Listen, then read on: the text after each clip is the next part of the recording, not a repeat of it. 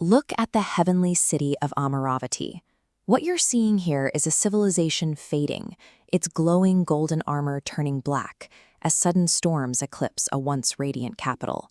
A severe cosmic entropy has begun. The root cause of this decay was a single moment of disrespect. The irritable sage Durvasa cursed the gods, stripping them entirely of their divine radiance and strength. Without that power, a massive vacuum opened, allowing their rivals, the Asuras, to easily seize control of the heavens. Desperate, the leader of the gods, Lord Indra, traveled to the highest celestial realm, Vaikunta. He needed a high-level strategic solution from Lord Vishnu, the preserver of the cosmos.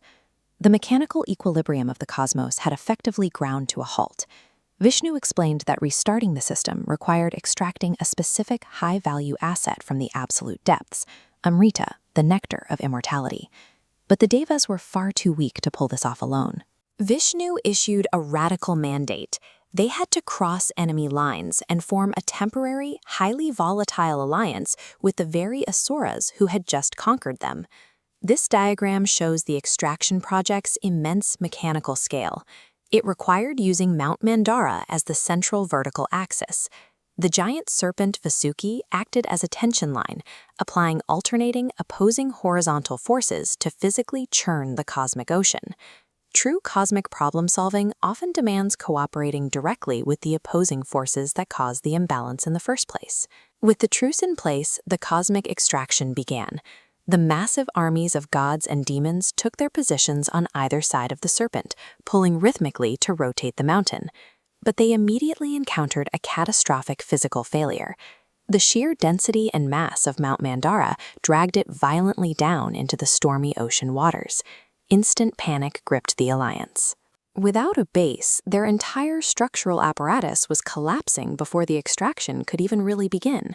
All the raw power of a combined army of gods and demons is entirely useless without a stable, foundational anchor to bear the load. This is when Vishnu intervened with an emergency failsafe, taking the form of his second avatar, Kurma, a gigantic divine tortoise. Kurma dove to the absolute floor of the cosmic ocean, positioning himself directly underneath the crushing weight of the sinking mountain. Look at this cross-section of the churning apparatus to see the physics of this mythological fix. The massive downward force vector of the sinking mountain meets the completely unyielding upward support vector of the tortoise's indestructible shell, neutralizing the collapse. Kurma serves as the literal structural stabilizer, preventing a total systemic failure. With Kurma holding the system perfectly steady from below, the churning resumed at maximum cosmic velocity. But this extreme friction yielded a terrifying first byproduct. The deadly Hala Hala poison erupted violently from the depths, threatening to wipe out all life. Lord Shiva rapidly intervened to save the project. He consumed the poison himself, absorbing the entire system's toxicity directly into his own throat, turning it blue. With the poison cleared, highly refined cosmic assets began to rise from the waves. Magical beasts, wish-granting trees, divine gems, and celestial beings surfaced one by one. Extracting ultimate power from any system inevitably unearths deeply buried toxins before yielding actual rewards. Eventually, the grand emergence of goddess Lakshmi signaled the climax. Following her, the divine physician Dhanvantari rose from the waters holding the glowing pot of their primary objective, the Amrita. The moment the nectar appeared, the alliance instantly broke down. The Asuras launched a hostile takeover, snatching the pot for themselves to claim immortality. Kurma's stability had successfully enabled the extraction, but that success created a new crisis, a fight for possession. Vishnu recognized that while a solid base allows a project to function, it doesn't automatically protect the prize. By assuming the Mohini form, he transitioned from physical support to strategic redirection, outmaneuvering the Asuras to ensure the nectar reached those who would restore order. The Devas consumed the Amrita, instantly regaining their radiant divine light.